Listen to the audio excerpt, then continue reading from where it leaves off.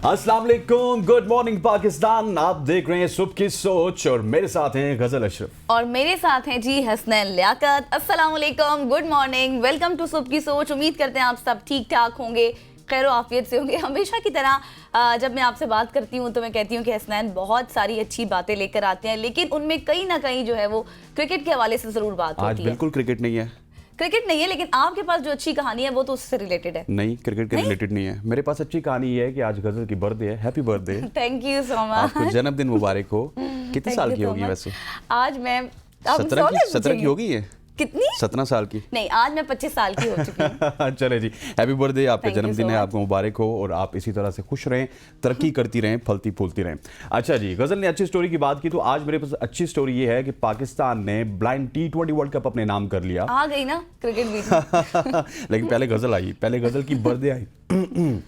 अच्छा जी, blind T20 world cup के हवाले से बात करें तो इंडिया पाकिस्तान नहीं आया था। इंडिया के बगैर ये वर्ल्ड कप हुआ और ब्लाइंड T20 वर्ल्ड कप में पाकिस्तान फाते हुआ। 10 विकेटों से पाकिस्तान को ये फतह नसीब हुई और ये तारीख साज फतह थी। चौथी दफ़ा पाकिस्तान ने ब्लाइंड T20 वर्ल्ड कप का टाइटल अपने नाम किया है। और अगर फाइनल में बांग्लादेश की बात की जाए तो बांग्लादेश को पाकिस्तान ने 10 विकेटों से शिकस्त दी। ये मुकाबला मुल्तान में मुनक्किद हुआ, जहां कौमी टीम ने 140 रन का हदफ बगैर किसी नुकसान के 10.2 ओवर्स में मुकम्मल किया।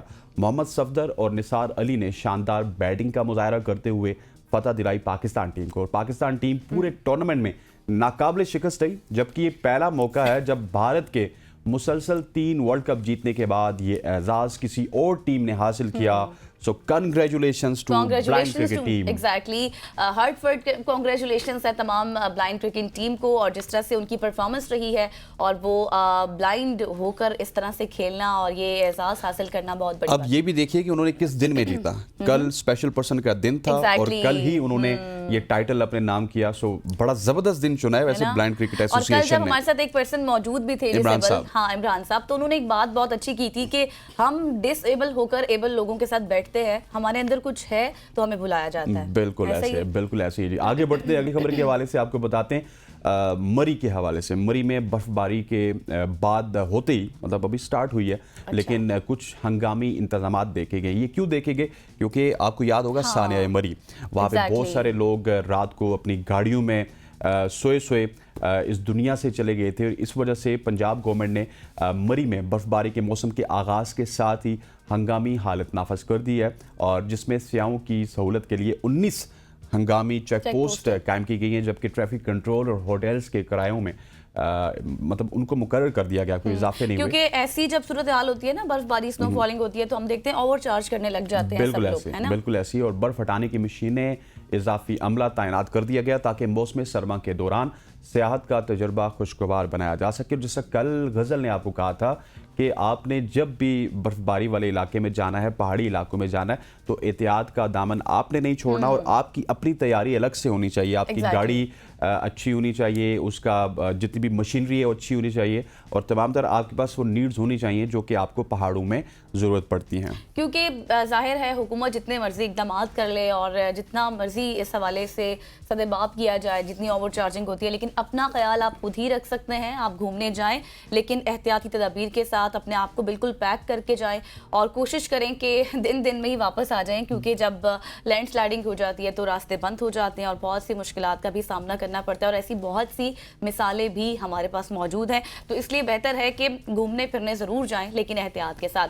तो अब आपको एक और अच्छी खबर देते हैं पाकिस्तान रेलवे के हवाले से, क्योंकि हसनैन पाकिस्तान रेलवे की तारीखी ये कामयाबी है, तो हमने सोचा कि हमें डिस्कस करना अच्छी खबरें आ रही है। कल PIA की जानिब से अच्छी खबर आई, आज पाकिस्तान रेलवे की जानिब से। एग्जैक्टली। तो खबर क्या है जी कि पाकिस्तान रेलवे ने माली साल के पहले 5 माह में 33 अरब रुपए की रिकॉर्ड आमदनी हासिल की है, जो पिछले साल के मुकाबले में 14% ज्यादा है। और ये कामयाबी ऑपरेशनल बेहतरी और हिकमत अमली के जरिए मुमकिन हुई है, क्योंकि ज़ाहिर ऐसे इकदाम किए गए, ऐसी पॉलिसीज अपनाई गई, तब जाकर जो है वो उनको इतना बड़ा कामयाबी हासिल करने में उसने मदद की है। साथ ही साथ ये मंसूबा जो है 2025 तक जो है वो अब ये जारी रहेगा, मतलब 2025 अब आने वाला है, तो जो मंसूबा शुरू किया गया है, जो इजाफा हुआ है, इससे अब आपकी मशीनरी जो ख़राब हो जाती है या फिर ऐसे बहुत से मसाइल होते हैं जो रेवेन्यू जनरेट हुआ है वो उसके ऊपर लगाने में मदद मिलेगी। ऐसे बिल्कुल ऐसे ही आपने पाकिस्तान रेलवे की बात की। पाकिस्तान रेलवे बहैसियत इदारा अपनी जगह पे इंटैक्ट ज़रूर है, लेकिन बहुत सारी रेल्स ऐसी हैं जिनको प्राइवेटाइज किया गया, उसके बाद एक बेहतरी नज़र आई है पाकिस्तान रेलवे में। लेकिन अनफॉर्चुनेट ये है कि आप पड़ोसी मुल्क भारत की बात करें तो वहाँ का रेलवे नेटवर्क अब एक तो बहुत वसी है, उनका मुल्क बहुत बड़ा है, लेकिन बहुत ज़्यादा रेवेन्यू जनरेट कर रहा है और उनका रेलवे नेटवर्क है बहुत इस्टेब्लिश नेटवर्क है। हमारा नेटवर्क भी उसी ज़माने में बना था, गोरू ने बनाया था, लेकिन अनफॉर्चुनेटली हमने पिछले 20-25 साल में ना अपनी प्रायोरिटीज़ बदली हैं और एकदम से हम कमर्शियल साइट्स पे चले गए, प्राइवेटाइज कर दिया हर चीज़ों को, या फिर प्राइवेटाइज करने का गौर किया, तो इस वजह से हमारी अटेंशन इन चीज़ों से हट गई है। मैं समझता हूँ कि रेलवे आज भी एक ऐसा हमारा एसेट है जो हमें प्रॉफिट दे सकता है। पीआईए आज भी हमारा एक ऐसा एसेट है जो प्रॉफिट दे सकता है, लेकिन सिर्फ ऐसे लोगों की गजल कमी है कि जो अच्छी नीयत के साथ इन इदारों को चलाएं। सही है, बिल्कुल आप ठीक कह रहे हैं। और अब जैसे हमारे पास अच्छी अच्छी खबरें आ रही हैं, तो एक और अच्छी स्टोरी है हमारे पास। जब मैं ये स्टोरी पढ़ रही थी तो बहुत इंस्पायरिंग थी, मुझे खुद पर्सनली बहुत मैं इंस्पायर हुई, क्योंकि हम अक्सर कहते हैं कि हाथ पाँव, और हम मतलब इस हद तक हैं कि हम अल्लाह ताला का शुक्र अदा नहीं करते कि हमारे पास हाथ हैं, पाँव हैं, नाक है, कान है, आंखें हैं देखने के लिए। लेकिन जिन लोगों के पास नहीं है वो इस तरह से यूटिलाइज करते हैं अपने हाथों को, पाँवों को। मतलब एक मिसाल हमारे लिए सामने है, क्योंकि बगैर बाजों के हवाई जहाज़ उड़ाने वाली दुनिया की पहली खातून है जेसिका कॉकिस ने परवाज़ का ख्वाब हकीकत बनाया है, अपने ड्रीम्स को पूरा किया है। और जेसिका ने क्या किया कि बगैर बाजुओं के, उनके बाजू नहीं है और उसके बावजूद उन्होंने हवाई जहाज़ उड़ाने वाली वो दुनिया की पहली खातून बन गई हैं। और ये साबित कर दिया कि कोई भी चैलेंजिंग चीज़ आपके सामने आ जाए, कोई भी मुश्किल आ जाए, आपने घबराना नहीं है। हमारे जो एक्स प्राइम मिनिस्टर है उनका भी एक डायलॉग था कि आपने घबराना नहीं है।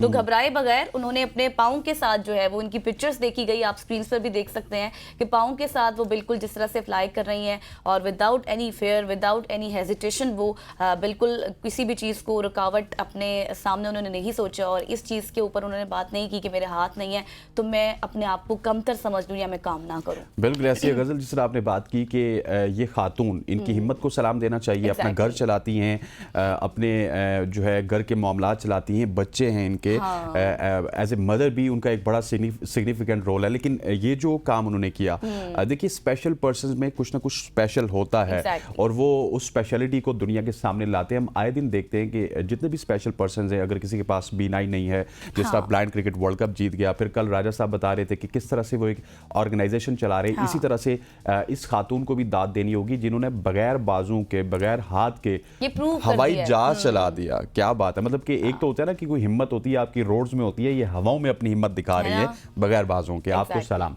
अच्छा जी, आगे बढ़ते हैं। और आगे बढ़ते हुए आपने तो गज़ल सुना होगा वैसे कि करेंसी बहुत मुख्तलिफ अंदाज में, पहले बार्टर सिस्टम होता था कि आप अपनी चाय मुझे दे दीजिए, मेरी कॉफ़ी आप ले लीजिए, आप अपना पानी मुझे दे, इसको बार्टर सिस्टम कहते थे। फिर कुछ करेंसी आई जिसमें सिक्के भी इस्तेमाल हुए। लेकिन क्या आपको मालूम है कि किसी आज से कोई तकरीबन अगर 300-400 साल पुरानी या सदियों पहले की बात की जाए तो चाय भी एक करेंसी के तौर पे इस्तेमाल होती है। करेंसी के तौर पर? जी हाँ। ये कैसे पॉसिबल है? ये मैं आपको बताने लगा हूँ। चाय, अगर बात की जाए चाय की, तो चाय भी करेंसी के तौर पे इस्तेमाल होती थी। और इस बारे में मैं आपको बताता चलूँ कि इसका इस्तेमाल सदियों पहले एशिया के कई खित्तों में हुआ जहाँ पे चाय को बतौर करेंसी इस्तेमाल किया जाता था। चीन, तिब्बत और मंगोलिया में चाय की पत्तियों के ठोस ब्लॉक्स में कंप्रेस करके उनका ज़ख़ीरा किया जाता था और ये ब्लॉक्स तिजारत और कीमती अशिया के तबादले में इस्तेमाल होते थे। चाय का ये मुनफरिद इस्तेमाल पर नजर भी आ रहा है, देखें जिस तरह से ब्लॉक्स बने हुए हैं ना, बिल्कुल ऐसे ही है।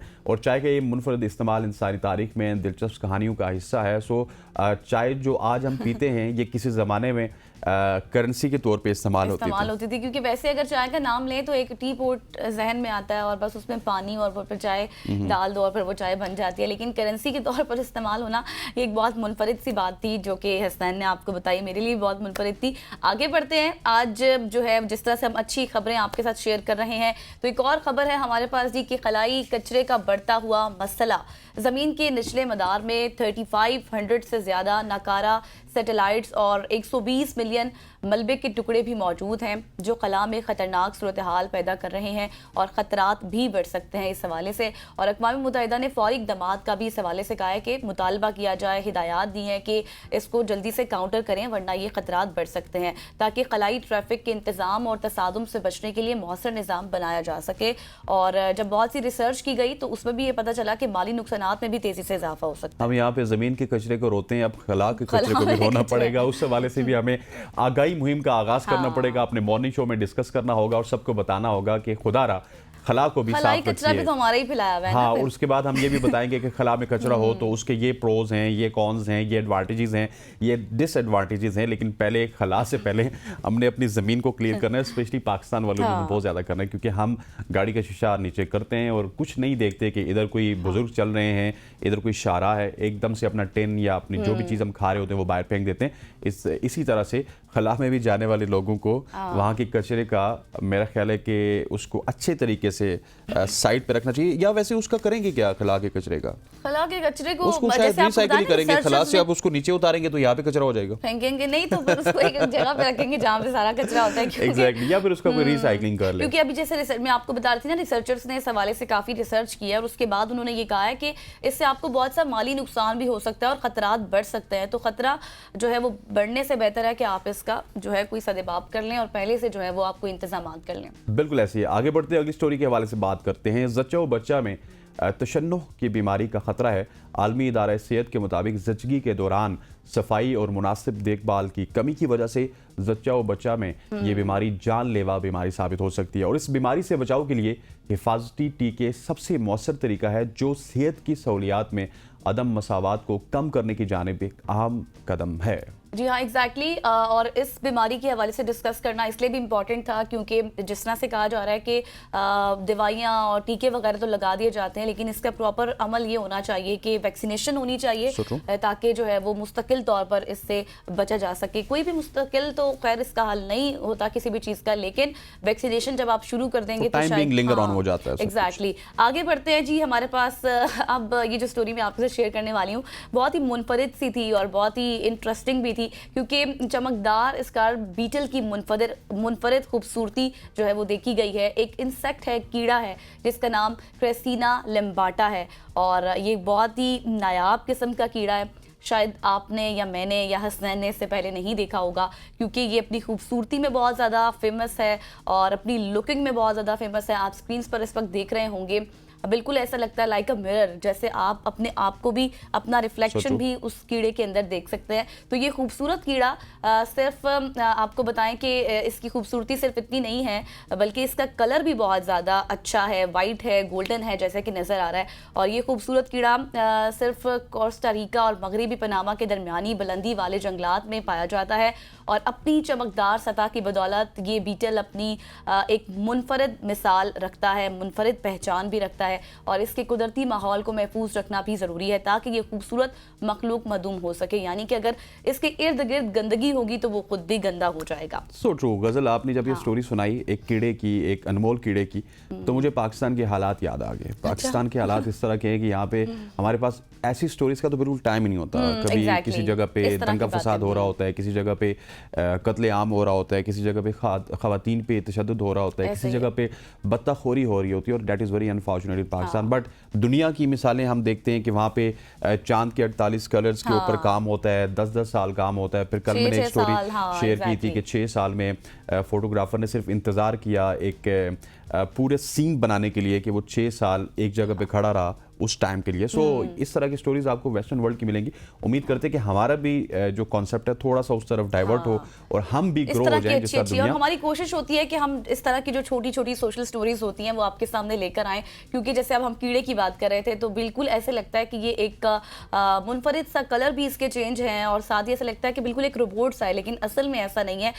ये आप देखें कि कुदरत की जैसे करिश्मे हैं हम देख रहे हैं, इतने खूबसूरत हैं, इतने खूबसूरत और इनके ऊपर वैसे कोई तवज्जो नहीं देता। ऐसे बिल्कुल ऐसे है। यहाँ पर वक्त हो जाता है एक शॉर्ट सी कमर्शियल ब्रेक का। ब्रेक लेते हैं, वापस आते हैं। Stay with us.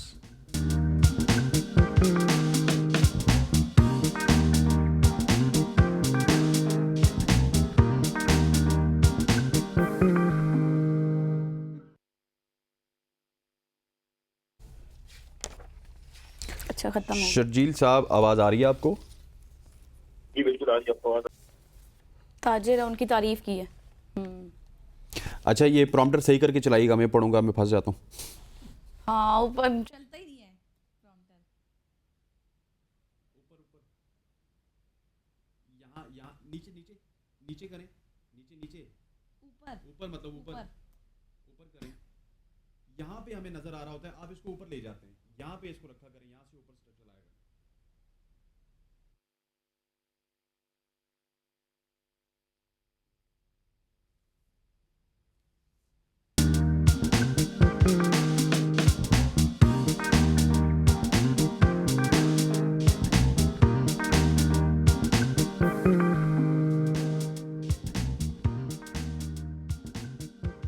Welcome back to show. अब बात करेंगे कराची की, जो कि पाकिस्तान का मुआशी हब है और सबसे बड़ा शहर है। इस वक्त शदीद अगर बात की जाए, इस शहर में मसाइल हैं और शहरी और मुआशी मसाइल का शिकार है ये शहर। शहर के ताजिर बरादरी और मेरे कराची मुर्तज़ा वहाब के दरमियान तनाज़ा बढ़ता ही चला जा रहा है। आल पाकिस्तान टिम्बर ट्रेडर्स एसोसिएशन के चेयरमैन मोहम्मद शर्जील गोपलानी ने कराची के मसाइल पर खुलकर अपने ख्यालात का इजहार किया, जिनमें बुनियादी सहूलियात की फरहमी, रिश्वत सतानी और बलदियाती निज़ाम की नाकामी के इल्ज़ामात भी शामिल हैं। हमारे साथ मौजूद होंगे मोहम्मद शर्जील गोपलानी, लेकिन उन पर जाने से पहले, उनसे बात करने से पहले हमारे पास एक शॉट है मुर्तज़ा वहाब का, वो आपको सुनवाते हैं। सियालकोट के बिजनेसमैनों ने, मैं अप्रिशिएट करता हूं, सलाम करता हूं उनको, और ये मेरा टीवी पे चलाइएगा। कराची का कोई बिजनेसमैन मुझसे नाराज होता है, हो जाए नाराज। मेरी लॉयल्टी इस मट्टी के साथ है, किसी बिजनेसमैन के साथ नहीं है। मेरी लॉयल्टी शहर की आवाम के साथ है, किसी बिजनेसमैन के साथ नहीं है। कब तक ब्लैकमेल करेंगे ये लोग? मैं सियालकोट के बिजनेसमैनों को खिराज तहसीन पेश करता हूं। उन्होंने अपने वसाइल से एयरपोर्ट भी बनाए, एयरलाइन भी खड़ी कर दी है, और ये बिजनेसमैन जो है हमारे सिर्फ इल्जामात लगाते हैं। इसी मुतालिक बात करेंगे। हमारे साथ मौजूद है मोहम्मद शर्जील गोपलानी साहब। वेलकम टू सुबह की सोच सर। सबसे पहले तो ये बताएं, मुर्तज़ा वहाब जिस तरह से सियालकोट के ताजरों की तारीफ कर रहे हैं और कराची के ताजरों के ऊपर तनकीद कर रहे हैं, क्या मौक़िफ़ है आपका, क्या हालात चल रहे हैं? देखिए, सियालकोट के ताजिरों की तारीफ तो बिल्कुल सही बात है, वो तो इसमें कोई दो राय नहीं है कि हुकूमत पाकिस्तान को जो एयरपोर्ट बनाना चाहिए था, वो एयरपोर्ट सियालकोट के ताजिरों ने बनाया, और सियालकोट के ताजिरों ने एयर सियाल नाम की एक एयरलाइन भी वो लॉन्च की, और वो अल्हम्दुलिल्लाह आज बहुत अच्छी तरीके चल रही है, इसमें कोई दो राय नहीं है। लेकिन जो मुर्तज़ा वहाब साहब का शिकवा है और जो गिला है, वो तो हमें करना चाहिए, उन्हें नहीं करना चाहिए। 7,000 अरब रुपए इस मईशत में इस वक्त माली साल जो है 2023-24 में कराची के ताजिरों ने टैक्स पे किया है हुकूमत पाकिस्तान को। तकरीबन 950 अरब रुपए सिंध रेवेन्यू बोर्ड को जो है इस साल आपके कराची के ताजिरों ने टैक्स पे किया है डायरेक्ट सिंध गवर्नमेंट को, जो कि टोटल इनका रेवेन्यू 1,000 अरब रुपए, जिसमें से 950 अरब रुपए सिर्फ कराची ने पे किया है। इसके बाद अगर आप बात करते हैं तमाम वसाइल की और मसाइल की, तो जितने वसाइल सिंध हुकूमत के पास हैं, इतने ज्यादा मसाइल कराची में रहने वालों के साथ हैं। अगर आप हमारे कारोबार के मामला देखें, हमारी अपनी जमीनें, जो कि अगर नॉर्दर्न बाईपास पे हम अगर अपने कोई इंडस्ट्री लगाने की कोशिश करते हैं, हम साइट एरिया में इंडस्ट्री लगाने की कोशिश करते हैं, हम कोरंगी इंडस्ट्री एरिया में कोशिश करते हैं, तो सबसे पहले इनका अपना अली हसन ब्रोई का जो सिस्टम है, वो हमारी जमीनों पे कब्जा कर लेता है। ये पीपल्स पार्टी से डायरेक्ट रिलेटेड है, और ये बात आपके सामने चीफ ऑफ आर्मी स्टाफ, मतलब आप ये कह रहे हैं कि गवर्नमेंट की बैक होती है इनको, जो आपकी जमीनों पे कब्जा करते हैं? गवर्नमेंट जी, और आज जो चीफ ऑफ आर्मी स्टाफ से ताजिरों की मीटिंग हुई है, और उसमें ये बात बिल्कुल वाज़ेह तौर पर तमाम ताजिरों ने, सनतकारों ने और आबाद ने बाकायदा अपनी प्रेस कॉन्फ्रेंस में ये बात कही कि हमारी जमीन पे सिस्टम कब्जा कर लेता है, फिर हम 25% जमीन इनको देते हैं तो वो जमीन हमें वापस मिलती है, अदरवाइज हमारी जमीन को कब्जा कर लिया जाता है। हर किस्म के सपोर्ट जो है सिंध गवर्नमेंट करती है। इसके साथ हमारी अपने इंडस्ट्रियल एरिया है फकीर मोहम्मद दुर्रा खान रोड लियारी में, आप यकीन करें हमारी अपने इंडस्ट्रियल एरिया की तमाम बॉर्डर्स पे, तमाम हमारी अपने बाउंड्री वॉल्स हैं, उस पे फुटपाथ पे कब्जा करके आपके कराची के मेट्रोपॉलिटन कॉरपोरेशन, ये मुर्तज़ा वहाब की कैंपी ने तमाम लोगों को फुटपाथों में लीजें दे दी हैं, और बाकायदा उस लीजों की रजिस्ट्रीज हुई हैं। किस कानून के तहत ये रजिस्ट्रियां करते हैं फुटपाथों की? आप देखें, नस्ला टावर जो गिराया गया था, उसमें 80 गज जमीन थी, जो कि नाले की लीज इन्होंने बिल्डर को करके दे दी, और रजिस्ट्री हुई लीज। उसके बाद फिर कोर्ट जो है उसने वो नस्ला टावर गिरा दिया। उसमें भी सबसे बड़ा कसूर कराची मेट्रोपॉलिटन कॉरपोरेशन का था, जिसके मेयर मुर्तज़ा वहाब साहब मौजूद है इस वक्त। अगर आप बात करें तो कोई इंडस्ट्रियल एरिया ऐसा नहीं है, चाहे साइड इंडस्ट्रियल एरिया हो कराची का, चाहे निकाटी नॉर्थ कराची इंडस्ट्रियल एरिया हो, चाहे काटी, चाहे कोरंगी एसोसिएशन का इंडस्ट्रियल एरिया हो, तमाम की तमाम इंडस्ट्रियल एरियाज आप विजिट कर लें, कोई सड़क ऐसी नहीं है जो सही सलामत और साबित मिल जाए।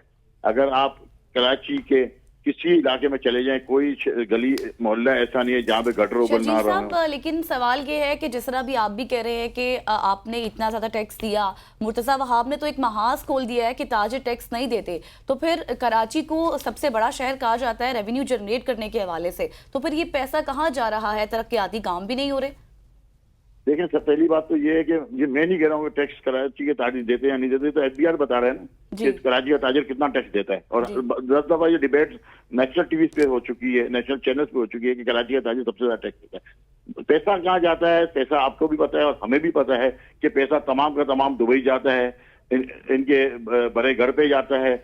और ये तमाम बेनिफिशरीज हैं, मुर्तजा वहाब समेत जितने कराची में रूलर्स हैं, ये तमाम डायरेक्ट बेनिफिशरीज हैं। हमारी जो जमीनों पे कब्जे करते हैं इसमें डायरेक्ट ये इन्वॉल्व हैं। अगर कराची में जो गैंगवॉर मुसल्लत थी इसमें ये डायरेक्ट इन्वॉल्व हैं। अगर जहाँ पे और भी लॉ एंड ऑर्डर की जो सिचुएशन खराब है, चाहे कच्चे के डाकू हों, उनके भी सिरे जो है वो जाके इनसे मिलते हैं। धमकियां हम नहीं दे रहे, ब्लैकमेल हम नहीं करते, ये धमकियां देते हैं, ये ब्लैकमेल करते हैं, हमारी जमीनों में कब्जे करके हमारे बच्चों को अगवा करा के।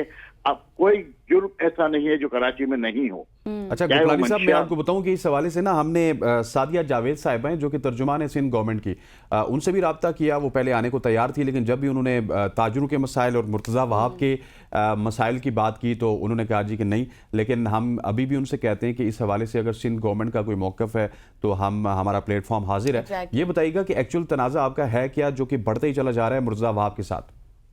मैं आपके चैनल के वजह से एक चीज और मैं तमाम चैनल्स में कहना चाहूंगा कि जिस वक्त जो भी सिंध गवर्नमेंट का जो भी मिनिस्टर, इनका तर्जुमान जहां पे मुनाजरा करना चाहे, मैं कराची के ताजिर की हैसियत से मैं हर जगह इनके साथ, हर नेशनल टीवी फोरम पे, हर नेशनल चैनल पे, हर फोरम पे इनके साथ मुनाजरा करने के लिए तैयार हूँ।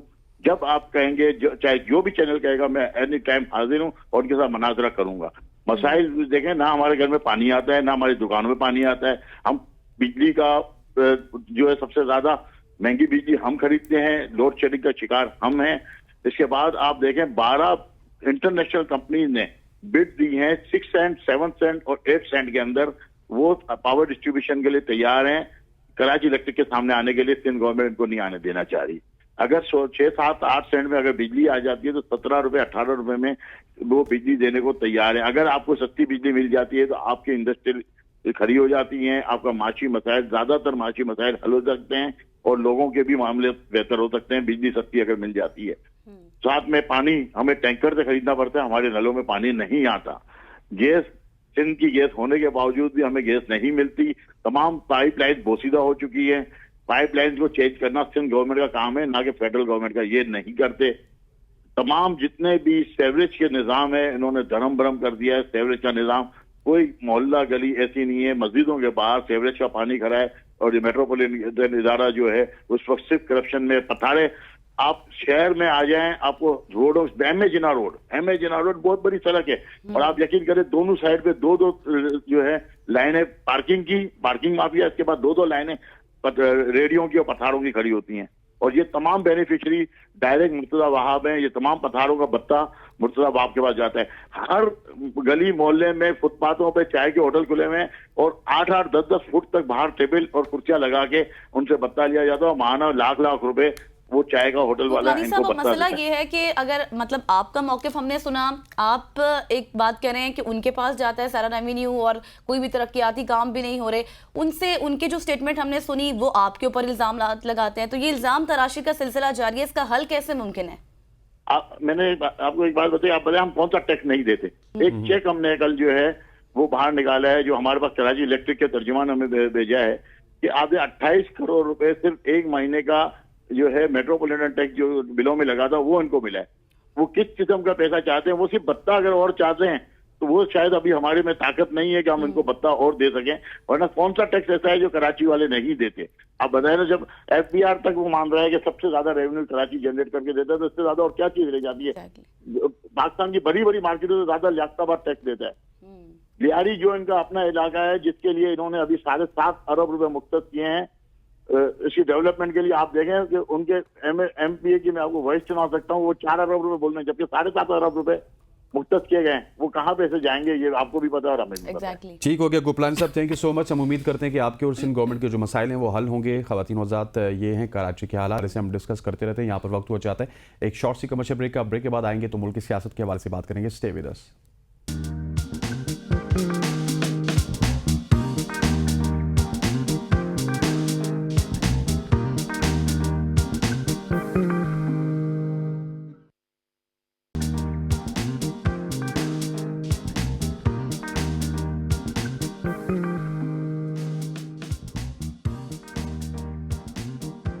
Welcome back after the break. और अब हम बात करेंगे मुल्क की सियासत में क्या कुछ हो रहा है, क्योंकि इस वक्त पाकिस्तान में सियासी और हुकूमती मंजरनामा तेजी से बदल रहा है, जिसमें साबिक वज़ीर आज़म इमरान खान और उनकी हिमायत और उनके साथ साथ उनकी जमात के हवाले से मुख्तलिफ मामलात भी सामने आ रहे हैं।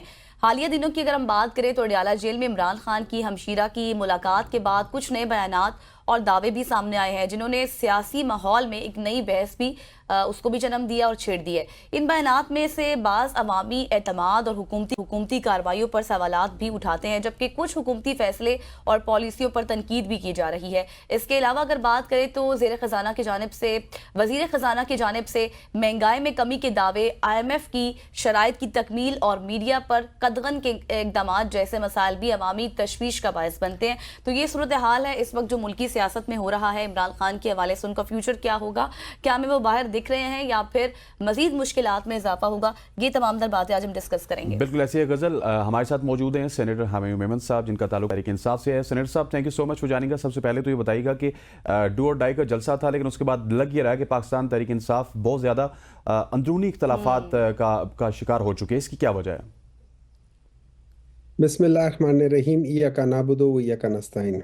देखिए इस तरह है कि हम लोगों ने देखा है इस जलसे में, हम लोगों ने देखा है कि हुआ इस तरीके से कि जब हम लोग एज अ पीसफुल डेमोन्स्ट्रेशन के लिए निकलने के लिए हमने डेट दी थी कि हम 24 को निकलेंगे, तो 22 तारीख से पाकिस्तान की 6 मोटरवेज रिपेयर के लिए बंद हो गई।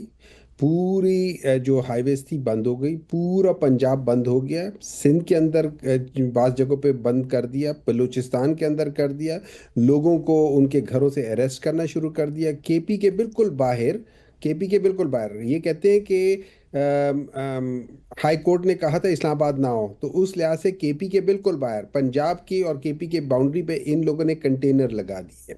ये बेसिकली इस मुल्क के अंदर हमेशा से डिवीजन चाहते हैं, क्योंकि ये लोग हमेशा से इमरान खान के अलावा हर एक ने एथनिक कार्ड यूज़ किया, कोई पंजाब, कोई सिंध, कोई बलूचिस्तान। इमरान खान वाहिद बंदा है जो हमेशा सारे कार्डों को मिला के उसने हमेशा लेकर चला है। द ओनली पर्सन कि जो पाकिस्तानियों की बात करता है, जो पाकिस्तान की बात करता है, जो पख्तून की या पंजाबी की या बलूची की या सिंधी की या कश्मीरियों की और या गिलगित बल्तिस्तान के लोगों की, किसी की बात नहीं करता, पूरे पाकिस्तान की बात करता है। इन लोगों ने अपने ग्राउंड पे लेकर आने के लिए इन्होंने ये सब कुछ किया कि दोनों में लड़ाई, और आज ये उसके लिए कामयाब हो रहे हैं। क्यों? इस्लामाबाद में क्या हो रहा है? इस्लामाबाद में जैसे हमने सुना है, वो एक टैक्सी ड्राइवर को उन्होंने पकड़ लिया, टैक्सी ड्राइवर को कहा कि तुम उधर थे, ये ब्लू एरिया में थे। उसने कहा मैं ब्लू एरिया में नहीं था, उस टाइम पे मैं फलानी जगह पर था। तो आगे से बात करता है कि चलो पठान तो हो ना। हम ये चीज देख रहे हैं, ये नहीं, इसे ये देखिए, ये अनफॉर्चुनेट बात नहीं है, ये बेसिकली वो माइंड सेट है। ये वो माइंड सेट है जिसको लेकर ये लोग इस मुल्क को डिवाइड करना चाह रहे हैं। पहले भी किया था, आज भी करना चाह रहे हैं। आपने कभी इमरान खान के मुंह से ये नहीं सुना होगा कि ये पख्तून है, या ये नहीं सुना होगा कि ये पंजाबी हैं, या ये नहीं सुना होगा कि ये सिंधी हैं या बलोची हैं। हमायूं साहब, मसला ये है कि अब पार्टी के अंदर क्या कुछ हो रहा है, क्योंकि इमरान खान के अपने हमदर्दों की जानिब से ये बात सामने आई। उन्होंने कहा पहले कि जान को खतरा है, फिर कहा बीमार हैं, फिर कहा अडियाला जेल से मुंतकिल कर दिया, फिर पार्टी के अंदर कुछ जो बुशरा बीबी के हवाले से कंट्रोवर्सी हुई, फिर कुछ ऑडियो लीक्स भी आई, फिर हमने देखा कि कहा गया जो मौजूदा लीडरशिप है उन्होंने कहा कि जो टॉप लीडरशिप है उन्होंने ऐसा करना था, ऐसा नहीं हुआ, वहां की कॉल क्यों दी, यहाँ पर रुकना था। तो फिर ये सारी बातें किस चीज की निशानदही करती हैं? क्या अभी भी आप इसको डिफरेंस ऑफ ओपिनियन ही कहेंगे? अच्छा, इस तरह है कि मेरी नज़र में ये गवर्नमेंट जो है ना, ये याद रखें कि जो लोमड़ी होती है ना, वो बड़ी चालाक होती है। वो हमेशा गलत तरीके की चीज़ करती है। ये क्या कर रही है, इन लोगों ने क्या किया है, बजाय इसके कि ये लोग इमरान खान की कम्युनिकेशन को मेंटेन रखें थ्रू पार्टी लीडरशिप, इन लोगों ने उस कम्युनिकेशन को बिल्कुल ब्रेक कर दिया। पिछले 6 7 8 हफ्तों में, 2.5 महीनों में ये बिल्कुल इमरान खान के साथ किसी की मुलाकात नहीं करवाते थे। अच्छा, उसके बाद मेरी नज़र में ये जानबूझ के, फॉर एग्जांपल डॉक्टर हुमायूं है, पीटीआई का बंदा है। गवर्नमेंट क्या करती थी कि किसी एक पुलिस वाले के थ्रू या किसी ऐसे इंफॉर्मेंट के थ्रू जो उनकी तरफ होता था, जो जेल में होता था, उनसे गलत चीज भिजवा देती थी कि डॉक्टर हुमायूं को कहो कि यार इमरान खान की तबीयत बहुत खराब है, उसको कुछ दे दिया है। हुआ ऐसा नहीं है, लेकिन दे दिया, जस्ट टू मेक श्योर कि वो एक इंफॉर्मेशन जब हुमायूं के पास आएगी, जेल के अंदर से आएगी, तो हुमायूं तो उसके ऊपर थोड़ा सा वो करेगा ना, तशवीश करेगा कि यार ये इमरान खान के साथ क्या करे, अब मैं वो बात कर दूंगा। ये क्या करेंगे, मुझे झूठा साबित करेंगे और उसके बाद फिर क्या कर लेंगे, कहेंगे कि ये फेक न्यूज है। हालांकि ये फेक न्यूज खुद ही चलाते, क्यों, उसकी वजह मैं बताता हूं। अगर उसकी मिसाल में देता हूं कि अगर हम मतीउल्लाह जान के ऊपर जो एफआईआर कटी है वो फेक न्यूज है, वो पीका लॉज, वो हर किस्म के लॉज की खिलाफ वर्जी है। कोई ऐसी बात नहीं हुई थी, ना उसको किसी चेक पोस्ट से पकड़ा गया था, ना उसने आइस देखा होता, ना उसने किसी पुलिस वाले की बंदूक खींची थी। लेकिन इन लोगों ने उसके ऊपर ये सारे चार्जेस लगाए हैं। ये इसी तरीके से करते हैं और फेक न्यूज फैलाते हैं। अब आ जाता हूं बात उसकी, पीटीआई वाले के, पीटीआई की लीडरशिप के साथ कोई कम्युनिकेशन नहीं थी, तो इस वजह से वो कम्युनिकेशन का जो था वो उनकी बहन और उनकी बेगम के थ्रू आया था। उन दोनों ने कैटेगोरिकली मेंशन किया है कि ये इमरान खान का मैसेज है आप लोगों के लिए। अब ये याद रखें, जब आपके पास मैसेज पूरा नहीं आता, उसका सिर्फ एक चीज आता है, मैं एज अ पॉलिटिकल लीडरशिप में अपने लिहाज से उसको फर्दर करूंगा और लेकर चलूंगा। जब हम लोगों ने इनको पसपा कर दिया एट 26 नंबर चुंगी पे, उस जगह पे इन्होंने कहा कि इमरान खान कह रहा है कि उधर चले जाओ, संजानी चले जाओ। अब मैं ये कह रहा हूं, पार्टी लीडरशिप ने कहा है कि बिल्कुल हम चले जाएंगे, लेकिन आप हमारी इमरान खान से बात करा दे। आगे से जवाब क्या आता है, आगे से जवाब ये आता है कि अडियाला जेल में टेलीफोन सर्विस अवेलेबल नहीं है। आप और मैं पाकिस्तानी, कोई बता दे कि आप में से कौन बंदा है जो इस बात पे बिलीव करेगा। देखिए, बताने वाले। सितम ये नहीं है, सितम ये है कि आज ये गवर्नमेंट जस्टिफाई कर रही हुमायूं है साहब, ओपन। लेकिन आपने अब सारी बात तो कर दी कि ये मैसेज आते हैं और हमारी और आपकी बात आपने की, लेकिन कल मरियम नवाज साहिबा ने एक बहुत अहम बात की। उन्होंने कहा कि पंजाब से कोई निकला ही नहीं, कोई निकला होता तो आपको नजर आता। लेकिन उन्होंने एग्जैक्टली क्या कहा, पहले आपको वो सुनवाते हैं और उसके बाद फिर इसके ऊपर आपका कमेंट लेंगे। बार बार कॉल दी गई कि निकलो, घेराव करो, जला दो, तोड़ दो, मार दो, लेकिन उनको हर बार अपने मुंह की खानी पड़ी। एक एसपी साहब जो थे, तो मैंने उनको पूछा, एसपी साहब क्या हुआ आपको? तो कहने लगे कि इन्होंने कीलों वाले डंडे से उन्होंने मेरे सर पे, उस मॉब ने अटैक किया और मेरे स्कल फ्रैक्चर हो गई है, उनकी सर्जरी हुई थी। मास्टरमाइंड जो अडियाला जेल में बैठा, उससे जेल नहीं काटी जा रही। 2014 से लेकर आज तक इनका एक भी धरना मुझे दिखा दें जो पीसफुल हो। ये कौन सी इनकी लाशें जिनको किसी ने देखा ही नहीं। और कहने लगे कि 1000 बंदा हमारा मार दिया है हुकूमत ने, उसके बाद 1000 से 500 पे आ गए, फिर 270 पे आ गए, और अब सुना है कि 12 का फिगर कह रहे हैं कि हमारे 12 लोग मर गए। जी हुमायूं साहब, इस तरह है कि she is a master of blackmailing. जो खातून सरेआम टीवी पे ये कहती है कि मेरे पास हुकूमत के आला ओहदेदार की नाजेबा वीडियोस हैं और तौबा तौबा करती हैं, आप उसकी बात मान रहे हो। अब मैं आ जाता हूँ, क्या है, अगर ये इतने ही कहते हैं कि पाकिस्तान तहरीक इंसाफ निकली नहीं है, तो जब 22 तारीख को पूरा पंजाब क्यों लॉक कर दिया, सारी रोड्स क्यों ब्लॉक कर दी, 144 पंजाब में क्यों लगा दिया? हम तो इस्लामाबाद आ रहे थे, आप लोगों ने क्यों लगा दिया? नंबर 2, इमरान खान वैसे तो नहीं कहता कि एक तो ये अनपढ़ है, ऊपर से ये कोशिश नहीं करते। और ये याद रखिए, मेरी नज़र, मेरी विजुअल और आपकी विजुअल, और मैं आप लोगों को बता देता हूँ, हम लोगों ने दिमाग में जो हमने देखा कि यास्मीन राशिद साहिबा एक गाड़ी के ऊपर बैठ के ये बता रही थी कि उस जिना हाउस के अंदर मत जाओ, ये वो कह रही थी, आपको भी याद है, मुझे भी याद है। लेकिन आपको पता है उनको क्यों जेल हुई है? क्योंकि यास्मीन राशिद साहब ने इनकी औकात दिखाई थी। उन्होंने कहा था कि ये कैनेड में दाखिल नहीं हो सकी, फिर उन्होंने कहा कि ये मेडिकल कॉलेज में इनके साथ क्या हुआ था। इसकी सजा मिल रही है यास्मीन राशिद साहब को। दूसरी सजा किस बात की मिल रही है कि हल्का 130 में उन्होंने इनको हैंड्स डाउन हराया है, इनके घर में घुस के इनको हराया है। ये कैसे बर्दाश्त करें कि उस यास्मीन राशिद साहब को ये छोड़ दे। हालांकि पाकिस्तान के लॉ के तहत उनके ऊपर बेल बनती है, पाकिस्तान के लॉ के तहत CRPC 497 सब सेक्शन 1 के तहत उनके ऊपर बेल बनती है। ये नहीं दे रहे बेल। क्यों नहीं दे रहे? क्योंकि ये डरे हुए हैं। अब एक और चीज जो मैं क्यों कहा था कि ये नालायक और अनपढ़ लोग हैं।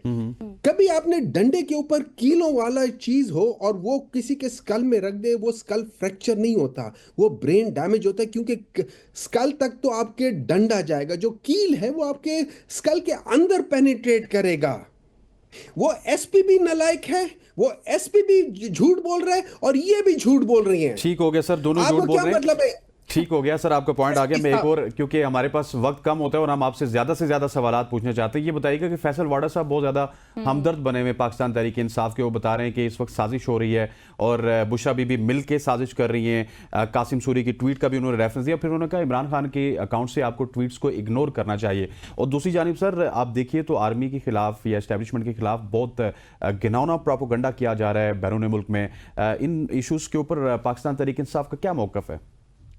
देखिए, इस तरह है कि फैसल वावडा साहब जो कर रहे हैं वो इस वक्त आर्मी करना चाह रही है। वो ये करना चाह रही है, आर्मी अपने आप को इस गवर्नमेंट से डिस्टेंस करना चाहती है, क्योंकि उनको इनकी औकात का पता चल गया, इनकी सोच का पता चल गया। और वो सोच क्या थी ये याद रखें। आर्मी को एक दफ़ा आज से 10 साल पहले जो कादरी साहब थे उन्होंने आर्मी को वार्न किया था कि PMLN के साथ ना मिलो, इनको मत सपोर्ट करो। ये 2013 में जब इनको सपोर्ट मिली थी उन्होंने कहा था इनसे अपने आप को डिस्टेंस कर लो, वरना ये भी आपको भी पंजाब पुलिस की तरह बदनाम कर देंगे। आज आर्मी के ऊपर मियां शहबाज शरीफ क्या कह रहे हैं? बार बार सारे गलत काम खुद कर रहे। उनका फाइनेंस में उसका सॉरी ये क्या गया, इंटीरियर मिनिस्टर और इंफॉर्मेशन मिनिस्टर कह रहे हैं कि हम सर खोल देंगे, और एक कह रहा है शूट टू किल। और वो क्या कह रहे हैं कि ये सारी चीज़ें अगर आर्मी जनरल साहब हमारे साथ ना होते तो ये चीज़ें ना होती। और वो एक किस्म का अपना सारा मलबा आर्मी के ऊपर डालना चाह रहे हैं। और फैसल वावडा यही कह रहा है कि यार तुम आर्मी के ऊपर क्यों डाल रहे हो, ये तुम लोगों के अपने डिसीजंस हैं। तो वो सर ये तो खान साहब भी कहा करते थे ना कि आर्मी चीफ मुल्क के बड़े होते हैं, तो ये तो हर दौर में होता है सर, एक ही पेज पे होता है। आर्मी देखिए, ये इसमें कोई शक नहीं है कि इनको सपोर्ट आर्मी की थी तो ये आए हैं, वरना तो इनकी तो औकात ही नहीं है। इनके पास तो कोई 8 फरवरी को जो जिस गंद की बात कर रही है मरियम नवाज साहिबा, जिस गंद की बात कर रही है, 8 फरवरी को अवाम ने उस गंद को उठा के बाहर फेंक दिया था, सफाई कर दी थी। सही। अच्छा हुमायूं साहब आप ये भी बताएं कि लेकर आ गए। अब PTI ने ये सोचा है कि पार्लियामान के फोरम पर मामलात को हल किया जाए। जब आप एहतजाज में थे तब तो आप अकेले थे, ना ही महमूद खान अचकजई आपके साथ थे, ना ही बाकी जमातें जिनके साथ आपके मामलात या फिर राबते थे। तो अब क्या पार्लियामान में जाया जाएगा तो ये राबतों को बढ़ाया जाएगा, मौलाना फजल रहमान से भी जो है वो कुर्बतें बढ़ाई जाएंगी? ऐसा ही है, क्योंकि बैरिस्टर गौर ने भी, बैरिस्टर अली ज़फ़र ने भी कहा है कि डायलॉग होना अब ज़रूरी है। देखिए, डायलॉग हमेशा से होना ज़रूरी है। इन सब चीज़ों का हल सिर्फ डायलॉग में मिलेगा, लेकिन डायलॉग के लिए दिल साफ होने चाहिए। डायलॉग के लिए आपको ये देखना पड़ेगा कि मैंने, देखिए डायलॉग में जाने से पहले आपके साथ मेरा झगड़ा है। अगर मैं प्री कंसीव्ड आइडिया के साथ जाऊं कि मैंने इनके साथ अपना ये काम मनवाना है वरना मैंने करना नहीं है, तो डायलॉग कभी नहीं पास होगा। डायलॉग के लिए you need to have something कि जो यू गिव एंड टेक वो कर ले, ठीक है। अब उस डायलॉग में आप जरूर होना चाहिए, लेकिन उसके लिए आपको एक चीज पहले ये देखनी पड़ेगी कि रियलिटी, ग्राउंड रियलिटी क्या है। और अब मैं आपको बात बताता हूं जो अभी रिसेंटली हुआ है। अचकजई साहब ने ऑलरेडी कह दिया है, मेरे ख्याल में मौलाना साहब अगर अच्छा, PMLN क्या कह रही है? PMLN ये कह रही है कि मौलाना साहब ने हमें इसलिए सपोर्ट किया 26वीं तरामीम में, और मौलाना साहब अभी भी हमारे खिलाफ इसलिए नहीं जाएंगे कि उनके साथ हमारी एक डील हुई थी कि हम उनके जितने भी ये जो मदरसे हैं हम उनको रजिस्टर करवाएंगे और वो कुछ बोलेंगे नहीं। अब ये मौलाना साहब को इस जगह पे स्टैंड लेना पड़ेगा, मौलाना साहब को बाहर निकलना पड़ेगा और उनको ये बताना पड़ेगा कि वो इस किस्म की फाशिस्ट रजीम का हिस्सा नहीं है और उनके वाले साहब जो कि 73 के आइन के बनाने वालों में से थे, उनको वो बताना पड़ेगा कि यार ये चीजें ठीक है। वरना ये जो PMLN वाले कह रहे हैं मौलाना साहब के ऊपर तोहमत लगा रहे हैं या सच बोल रहे हैं हमें नहीं मालूम, ये मौलाना साहब को इस चीज को डिसप्रूव करना है, इससे अपने आप को डिसएसोसिएट करना है और उनको ये जो कत्ल गारत हुई, खास तौर पे वो जो एक शख्स था जो कि नमाज पढ़ रहा था, ये लोग जस्टिफाई कर रहे हैं कि वो उधर नमाज क्यों पढ़ रहा था, इसलिए हमने उसको नीचे फेंक दिया। फिर बड़े फख्र से कहते हैं ने कल कह दिया है सर कि भाई नमाज पढ़ने की जगह ही नहीं थी वो जहां पे वो नमाज पढ़ा था। अगर नहीं थी नमाज पढ़ने की जगह, वो वैसे ही बैठा हुआ था, आप उसको धक्का दे के नीचे फेंक दोगे? ये हमारी ये हुकूमत है। आप मुझे बात बताएं कि अगर वो गलत जगह पे था, नमाज पढ़ने की जगह नहीं थी, वो नमाज भी नहीं पढ़ रहा था, वो वैसे ही बैठा हुआ था, डज दैट मीन कि आप उसको नीचे फेंक दो? बिल्कुल ऐसे ही है, बिल्कुल ऐसे नहीं होना चाहिए था। सेनेटर हमीद मेमन साहब हमारे साथ मौजूद थे। थैंक यू सो मच हुजैनी साहब जो कि पाकिस्तान तहरीक इंसाफ का मौक़िफ़ पेश करे थे ख़वातीन व आज़ाद। यहाँ पर वक्त हुआ चाहता है एक शॉर्ट सी कमर्शियल ब्रेक का। ब्रेक लेते हैं, वापस आते हैं। स्टे विद अस।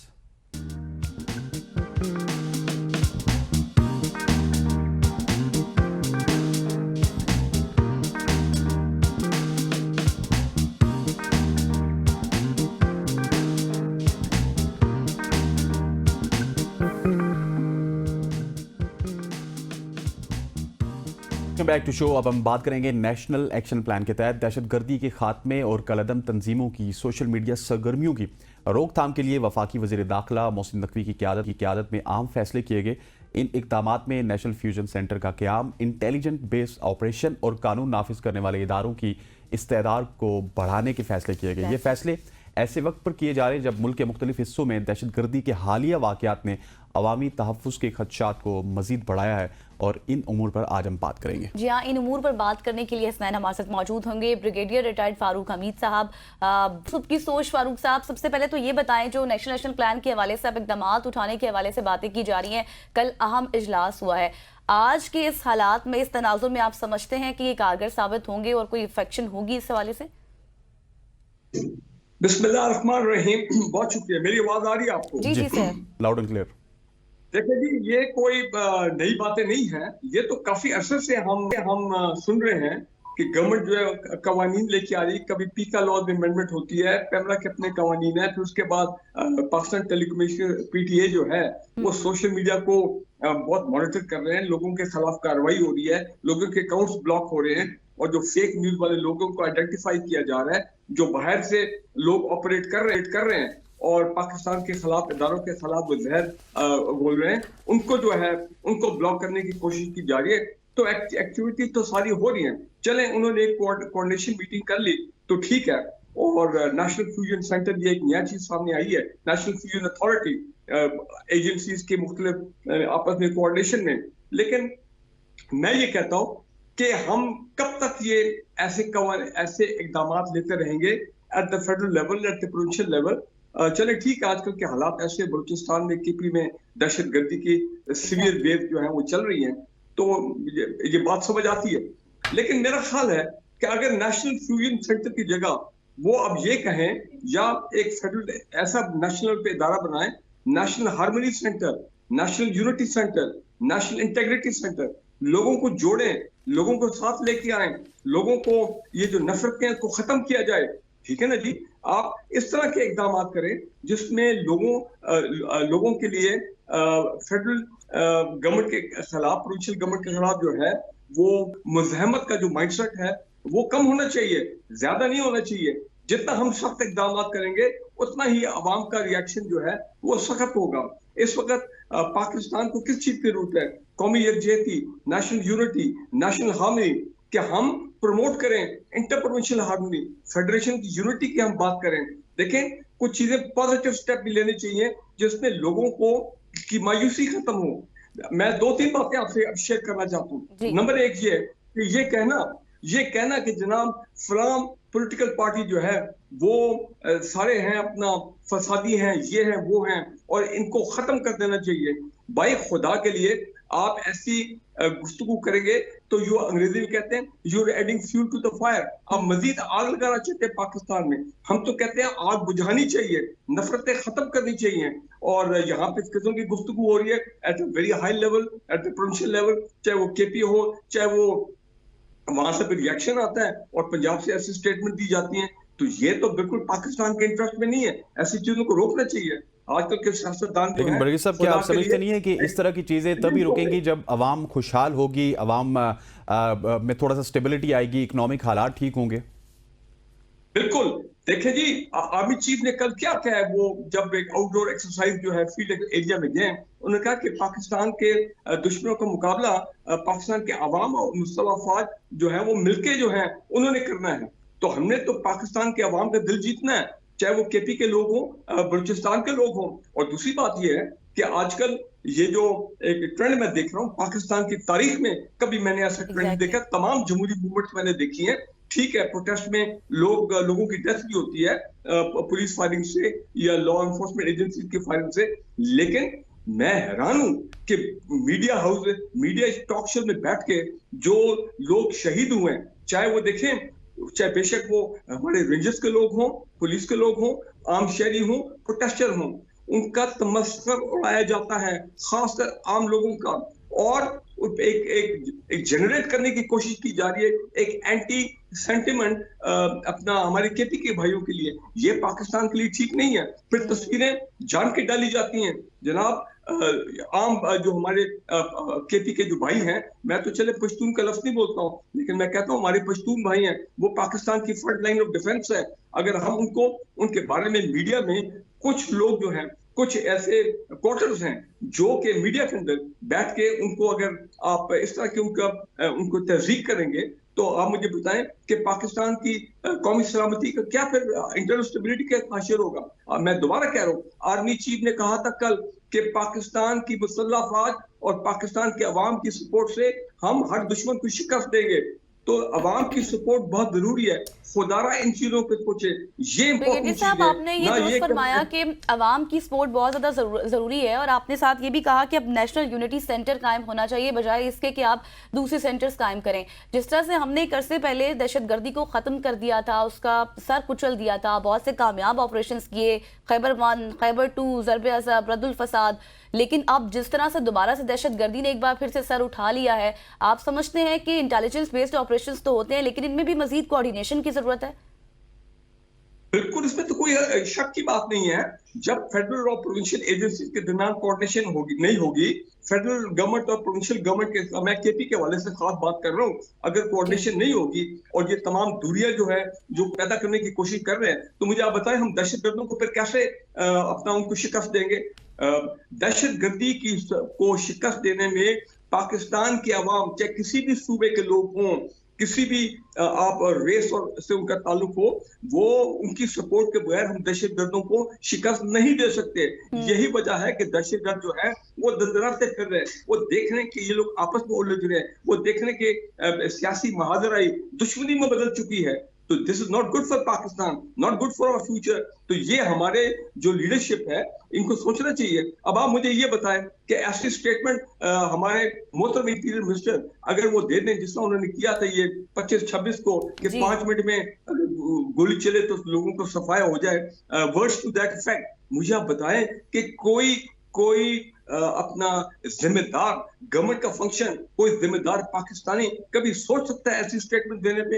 एक तरफ आप देखें हमारे जो अक्टूबर में पिछले महीने क्या हुआ था कि जब आए थे डी चौक के पर प्रोटेस्टर, तो वो फौजी जो जवान के साथ उन्होंने गले मिले थे। अभी भी हमने वो सीन देखा है कि वो कंटेनर के ऊपर फौजी जवान थे, और वो, मैं रेंजर्स की बात नहीं कर रहा हूं, मैं फौजी जवानों की बात कर रहा हूँ, वो जनाब लोगों को आके गले मिल रहे थे। तो कहने का मेरा मतलब ये है, खुदारा ऐसी ये जो कुछ लोगों की कोशिश मैं देख रहा हूँ कि वो पाकिस्तान में प्रोविंशियल हार्मनी को डिस्टर्ब कर रहे हैं, वो अवाम के अंदर दूरियां पैदा कर रहे हैं, वो अवाम और फौज के दरमियान दूरियां पैदा करने की कोशिश कर रहे हैं। मैं देख रहा हूँ कुछ मीडिया में भी ऐसे लोग हैं जो आग लगाने की कोशिश कर रहे हैं कि वो तो तमाशबीन है, वो तो मजे ले रहे हैं कि जनाब बहुत खूब है। भाई साहब, you are absolutely spot on. लेकिन एक आपने अपने जवाब में एक बड़ा इंटरेस्टिंग कहा था इससे पहले कि जो बैरून मुल्क से भी साजिशें हो रही हैं और एक टेररिज्म को नया नाम दिया गया डिजिटल टेररिज्म का।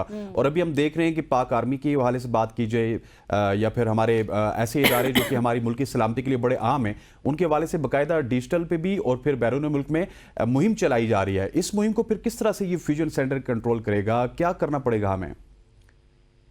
देखिए जी, बात बड़ी क्लियर है। जब इंटरनल मामला हमारे ठीक होंगे, इंटरनल हार्मनी पैदा होगी, भाईचारी का माहौल पैदा होगा, ये सियासी पोलराइजेशन खत्म होगी, लोग पुरसुकून होंगे और एक दूसरे से मोहब्बत बढ़ेगी सूबों में लोगों के दरमियान, तो बाहर के लोग पागल है कि वो बैठ के पाकिस्तान के खिलाफ ये काम कर रहे हैं। वो तो सारा रिएक्शन बाहर से इसीलिए आ रहा है कि यहाँ आपस में मैं और आप जो है वो गुत्था हो गए और हम एक दूसरे को मार रहे हैं। यही तो वजह है। पाकिस्तान के दुश्मन चाहे अंदर बैठे हैं या पाकिस्तान के दुश्मन बाहर बैठे हैं, चाहे वो पाकिस्तानी चाहे वो पीटीआई के लोग हैं जो लाखों की तादाद में यूरोप अमेरिका में हैं, वो तो और पढ़े लिखे लोग हैं, आईटी क्वालिफाइड है, यंग जनरेशन है। वो जब ऐसे हालात पाकिस्तान में देखेगी तो वो तो फिर ये करेंगे जो इस वक्त कर रहे हैं। तो ठीक है, जितने उनके अकाउंट ब्लॉक कर सकते हैं ब्लॉक कर दें, लेकिन कितने अकाउंट को ब्लॉक करेंगे? मैं मानता हूँ फेक न्यूज के खिलाफ कार्रवाई होनी चाहिए, क्योंकि फेक न्यूज वाले जो है वो फसादी हैं, वो फसाद अपना करने की कोशिश कर रहे हैं। यार आप देखें इस वक्त क्या सूरत हाल है। अमेरिका में एक इंडियन ओरिजिन का बंदा एफबीआई का डायरेक्टर लगा है और बड़े इंडिया का बरतानिया के पहले प्राइम मिनिस्टर जो था वो एक इंडियन ओरिजिन का था। इंडियन जो है वो छाए हुए अपना लंदन में, बरतानिया में और अमेरिका में। हम लोग क्या कर रहे हैं? हमारे पाकिस्तानी इतने बाकमाल, इतने जबरदस्त किस्म के प्रोफेशनल हैं, वो बेचारे इसी चक्कर में पड़ गए बरतानिया में और अमेरिका में कि पाकिस्तान के अंदर क्या हो रहा है। ये बिल्कुल गलत है। We have to review. हमें एक टोटली यू टर्न लेना पड़ेगा। और मैं आपको बता दूं, जब हम यू टर्न लेंगे नेशनल हार्मनी के लिए और भाईचारे के लिए, जिसको कहते हैं ना love the Baloch, winning the hearts and mind of the people of KP and Balochistan and पूरे पाकिस्तान, आप देखेंगे दहशतगर्दी भी कम हो जाएगी, खत्म हो जाएगी दहशतगर्दी। और दूसरी बात ये कि हाँ, हुकूमत का ये फैसला कि इस्लामाबाद में जो बड़ी तादाद में अफगानी हैं, इलीगल लोग हैं, ये ऐसी आके छुपे होके बैठे हुए बिजनेसेस पे काबू किया हुआ है, इलीगल लोगों को निकाले, मैं मानता हूँ यस अच्छा कदम है। जिन लोगों को हमने 7.5 लाख इलीगल अफगानियों को पाकिस्तान से निकाल के वापस अफगानिस्तान भेजा, बिल्कुल अफगानिस्तान के लोग जो हैं वो इस पे नाराज, उनकी गवर्नमेंट जो है। बिल्कुल आपने दुरुस्त फरमाया कि अब हमें एक यूनिटी की जरूरत है, एक मुकम्मल यू टर्न लेना होगा और यू टर्न के साथ साथ हमें फैसले करने होंगे, क्योंकि ये मामलात बढ़ते जा रहे हैं और असलहे की जिस तरह से बात की जा रही है, इंटीरियर मिनिस्टर और हमारे सीएम भी इस हवाले से बात करें, इस तरह की बातें नहीं होनी चाहिए, क्योंकि ये जाके चीज़ें अफेक्ट करती हैं और दहशतगर्दों को नया मौका मिलता है कि वो आपके मुल्क के अंदर इन हो और दहशतगर्दी करें। Thank you so much. दिफाई तज्ज़ियाकार फारूक हमीद साहब हमारे साथ मौजूद थे और उस तमाम तर मामले पर गुफ्तगू कर रहे थे। यहाँ पर वक्त हुआ एक ब्रेक का। विल बी राइट बैक सून।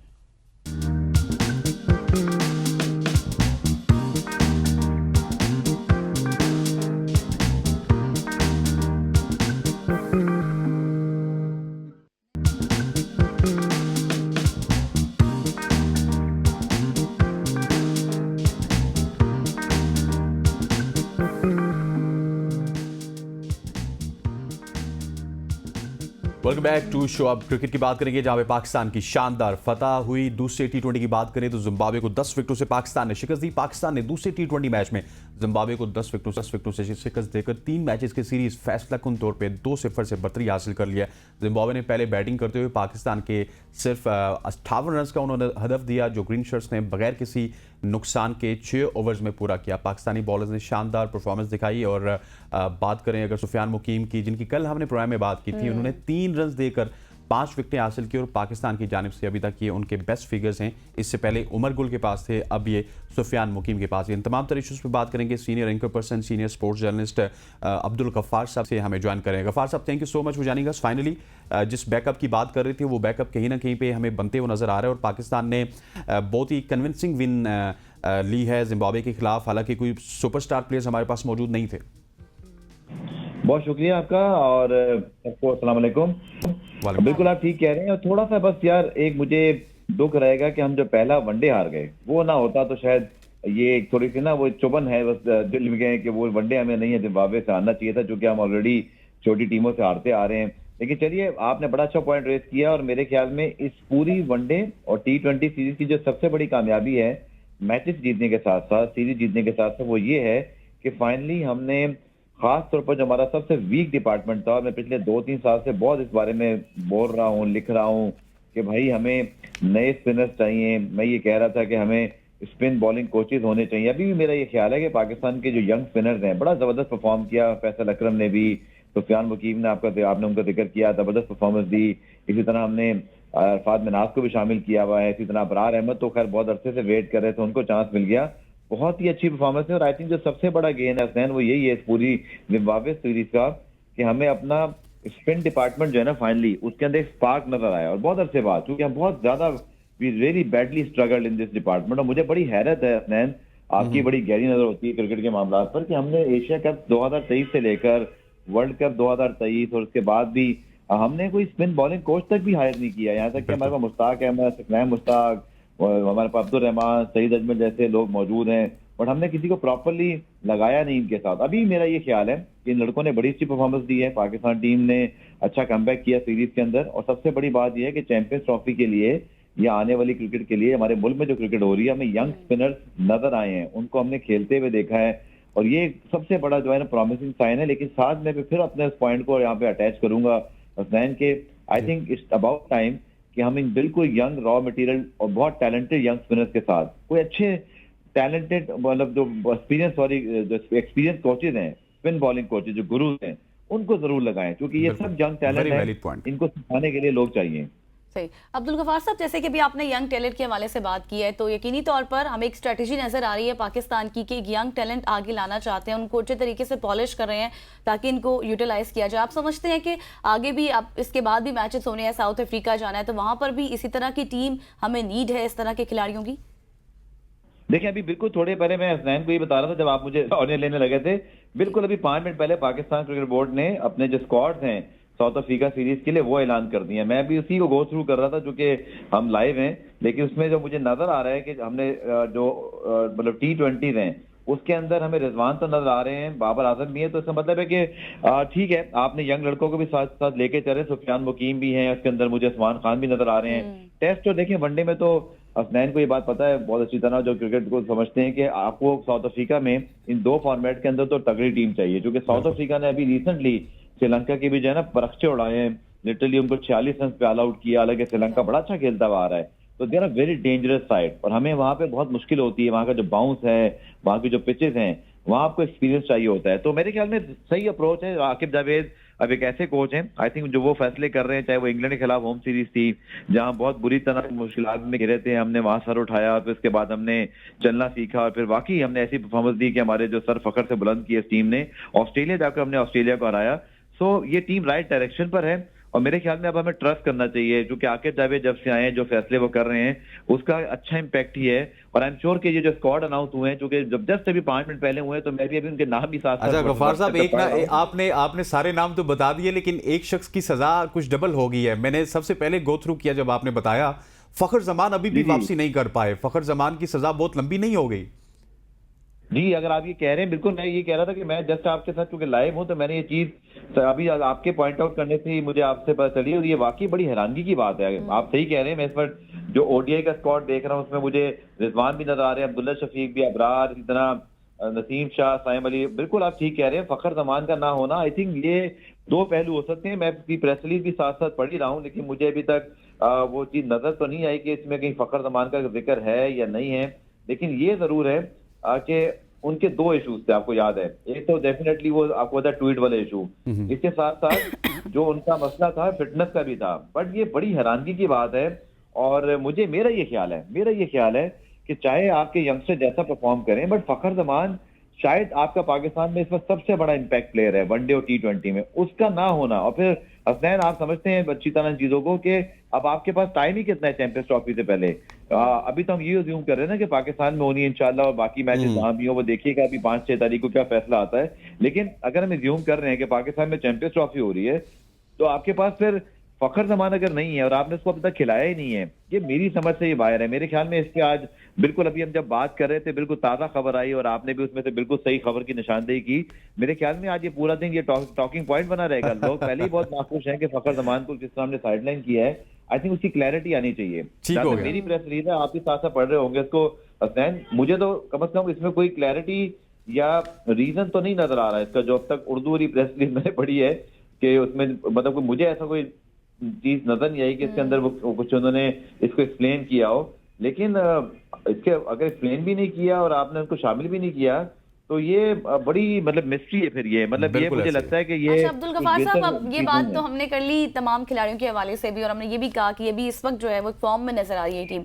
आप क्या समझते हैं सुफियान मुकीम के हवाले से, वो इस वक्त बेस्ट फिगर्स में नजर आ रहा है? एब्सोल्युटली ब्रिलियंट ही बस, मतलब कि नेक्स्ट लेवल का स्पिनर हमें नहीं मिल गया गफ्फार साहब। हाँ देखिए बहुत अच्छी बात है। सबसे पहले कि मैं देख रहा था कि हसनैन बहुत ही इनएक्सपीरियंस है, बहुत यंग टैलेंट है और मेरी कल बात हो रही थी पेशावर ज़ल्मी में एक दो लोगों से, चूंकि पेशावर ज़ल्मी ने ही उनको पिक किया, 5 मैचेस खिलाए थे उनको और वो जाहिर बात है किसी फ्रेंचाइज के लिए बड़ी खुशी की बात होती है कि जिस चाहे वो कोई भी फ्रेंचाइज हो। देखिए हमारी 6 की 6 फ्रेंचाइज हैं, लाहौर कलंदर्स भी जब किसी यंग टैलेंट को पिक करती है, अच्छा परफॉर्म करता है तो हम खुशी हम सबको ही होती है क्योंकि ये पाकिस्तान के टैलेंट है। तो आई थिंक ये बड़ी अच्छी खुशाइन बात है कि एक बहुत अच्छा टैलेंट बहुत जल्दी स्पॉट हो गया। और आपको पता है हसनैन हमारे यहाँ क्या होता है, बहुत लेट जाके कहीं कोई टैलेंट हमारे मतलब खेलता है। सईद अजमल कितना लेट खेले, लेकिन सुफियान मुकीम के केस में मैं बहुत खुश हूँ कि उनको बहुत जल्दी चांस मिला है और अभी वो तो प्रॉपर फर्स्ट क्लास भी नहीं खेले हैं, लेकिन उनका टैलेंट जो है ना वो कहीं ना कहीं परख लिया गया, उसको चांस दिया गया, बहुत अच्छा खेल रहे हैं। तो मेरे ख्याल में इनकी सुफियान मुकीम की बहुत खुशी है। और एक आपको पता है अंडर 19 का जो एशिया कप चल रहा है उसमें जो शादेब खान है, मैं देख रहा था कि 7 मैचों में 3 सेंचुरियां उनकी अंडर 19 में, 3 50 है आखिरी 7 मैचों में। और आपको पता है कि अंडर 19 लेवल पर या बिल्कुल जो जूनियर लेवल है इस पे बैटिंग करना इतना आसान नहीं होता कि आप कंसिस्टेंट रन बनाए। तो खुशी हो रही है इस बात की। हमारे पास थोड़ा सा वक्त कम है, आपसे 2 सवाल करूंगा, आप शॉर्टली जवाब दीजिएगा। एक तो चैंपियंस ट्रॉफी के हवाले से आपकी क्या खबरें, और दूसरा आप क्योंकि पेशावर ज़ल्मी के साथ एसोसिएटेड हैं, आप एक वुमेन लीग भी करवा रहे हैं जिसका आगाज हुआ। पेशावर ज़ल्मी तो कमाल कर गया, हयाताबाद ग्राउंड में इस वक्त आपकी लीग जारी है। जी हसनैन मैं क्विकली बता देता हूँ। देखिए चैंपियंस ट्रॉफी पे तो 5 तारीख को मीटिंग होगी, डेडलॉक आ गया है। पीसीबी की बात थी कि जी आप हाइब्रिड की जगह फ्यूजन मॉडल कर लें, फ्यूजन के अंदर भी हम ना खेलेंगे ना आप खेलें, लेकिन भारत जो है ना वो चाहता है कि वो हमें भी नुकसान पहुंचाए और फिर ये वो मेक श्योर करता है कि हम उसका बिल्कुल हमेशा ना खुश रखेंगे। ऐसा हो नहीं सकता ना। अब देखें अब ये वो दौर गया, भारत को भी पता है ये बात, आईसीसी को भी, कि पाकिस्तान इंडिया के मैच से बगैर उनका भी गुजारा नहीं है। तो ये ज्यादती है भारत की जाने से। लेकिन जो आपने खबर की बात की तो मुझे ऐसे लगता है कि 5 दिसंबर की मीटिंग में अच्छी खासी गर्मा गर्मी होने वाली है और मुझे मामला कुछ अच्छे दिखाई नहीं दे रहे, मामला बिगड़ भी सकते हैं। और move on to sir Peshawar Zalmi. जी सर बिल्कुल बहुत अच्छी बात है। ज़ल्मी वुमेन क्रिकेट लीग का कल से आगाज हुआ। खैबर पख्तूनख्वा हुकूमत, पेशावर ज़ल्मी फाउंडेशन ने मिलकर ऐसी बड़ा स्टेप लिया है, क्योंकि खैबर पख्तूनख्वा में और खासकर मुझे लगता है बलूचिस्तान में ये वो 2 सूबे हैं जहाँ पे खास तौर पे जो है ना यूथ और वुमेन की एक्टिविटी बहुत जरूरी है, वुमेन एम्पावरमेंट। और आपको पता है केपी के अंदर से ही सारा मेंस टैलेंट आ रहा है, जितना भी इसमें टैलेंट है उसका बल्क ऑफ टैलेंट वहां से आ रहा है। तो वुमेन क्रिकेट में मुझे लगता है हमारे यहाँ अच्छी खासी अब डेवलप होगी, लेकिन यंग टैलेंट थोड़ा उसमें हमें ना ढूंढना पड़ेगा। तो ये जो ज़ल्मी वुमेन क्रिकेट लीग है, ये जावेद हाफिजी साहब का विजन है, मोहम्मद अकरम साहब इसको एग्जीक्यूट कर रहे हैं, उनकी टीम अब्बास और बाकी आहद वगैरह सब, कि बहुत अच्छा ये हुआ कि पूरे खैबर पख्तूनख्वा से ट्रायल्स हुए हसनैन, उसके अंदर से डिजर्विंग बच्चियां जो ट्रायल्स के जरिए इन टीमों में सिलेक्ट होकर इस टूर्नामेंट में पहुंची हैं। और अब वो बच्चियां जो खेल रही हैं ये बाकायदा एक प्रोसेस से होकर आई हैं और आई एम श्योर इंशाल्लाह जब ये टूर्नामेंट खत्म होगा तो इस लीग से आगे चल के पाकिस्तान वुमेन क्रिकेट को भी अच्छी क्रिकेट इंशाल्लाह। गफ्फार साहब thank you so much for joining us. Abdul Ghaffar हमारे साथ मौजूद थे जो कि पाकिस्तान क्रिकेट के हवाले से बात कर रहे थे। आपको आज जल्दी क्या है, आपने कोई घर जाके बर्तन धोने? हाँ मैंने धोने भी हैं, और क्योंकि मैं एकदम आपने जल्दी डाल दी कि शो खत्म करें। बर्तन तो सभी धोते हैं, लेकिन जो बर्तन के हवाले से जो बार इस्तेमाल की जाती है वो कोई आम नहीं होती। अच्छा जी हाँ, जो मैं इस्तेमाल करती हूँ या फिर जो मेरे घर में इस्तेमाल किया जाता है वो नया विम बार है। वो कोई मामूली नहीं है क्योंकि वो ग्रीन विम बार है विद लेमन एंड सॉल्ट। और इसके क्या फवायद हैं? इसके बहुत से फवायद का सब्जेक्ट आपसे ही पूछूं। हाँ जी, मैं आपको इसके फवायद बताती हूँ। फवायद इसके ये हैं कि ये चिकनाई को बहुत आसानी से खत्म कर देता है, क्योंकि लेमन जो होता है वो चिकनाई को खत्म करने के लिए सिर्फ काफी नहीं होता, इसके साथ एक डबल पावर है, और वो जो डबल पावर है वो है जी आपके साथ सॉल्ट की, क्योंकि नमक जो है वो चिकनाई को जड़ से खत्म करता है और चिकनाई निकालने के लिए सिर्फ नींबू काफी नहीं होता, जैसे मैंने आपको कहा है नमक जो है वो, हाँ, नमक से ये होता है कि आपके तमाम जो गंदगी होती है बर्तनों की, जो चिकनाई होती है, जो कालापन होता है वो निकल जाता है, और क्योंकि जिसको हम कहते हैं ना जमी हुई चिकनाई अपने अल्फाज में, वो इसके साथ साथ नए विम बार से चिकनाई का मुकम्मल तौर पर खात्मा हो जाएगा और नया विम बार भी ज्यादा चलेगा क्योंकि इसके ऊपर जो है वो अब आपको बचत भी मिलने वाली है, और इसके साथ साथ सिर्फ ये इसका फायदा नहीं है, जो छोटा विम बार है उस पे आपको 15 रुपए की बचत है, और जो डबल लॉन्ग विम बार जिसको कहते हैं उस पे आपको 30 रुपए की बचत है। पता तो आपको भी है, आज जाकर ले लीजिएगा। लेकिन बर्तन आपने कन्फर्स किया कि बर्तन में धोती हो, वो भी विम बार से धोती हो। एग्जैक्टली, और मैंने आपको बताया कि कोई अब आम आपने इतनी ज्यादा इसकी तारीफ कर दी तो मैं सबसे पहले मार्केट जाऊंगा, विम बार लूंगा और उसके बाद अपने घर जाऊंगा। हाँ, और सिर्फ यही नहीं, मैं एक चीज आपको बताना भूल गई, क्योंकि अब इसकी फ्रेगनेंस जो है वो बहुत अच्छी है, और इसके साथ जब आप बर्तन धोएंगे या फिर आप देख रहे होंगे कोई धो रहा है तो आपको खुशबू भी आएगी और आपके पूरे किचन में फैल जाएगी। चले जी, आप वक्त हो जाता है एक शॉर्ट सी कमर्शियल ब्रेक, ब्रेक के बाद वापस आएंगे तो जिल के हवाले से, स्किन के हवाले से बात करेंगे। स्टे विद अस।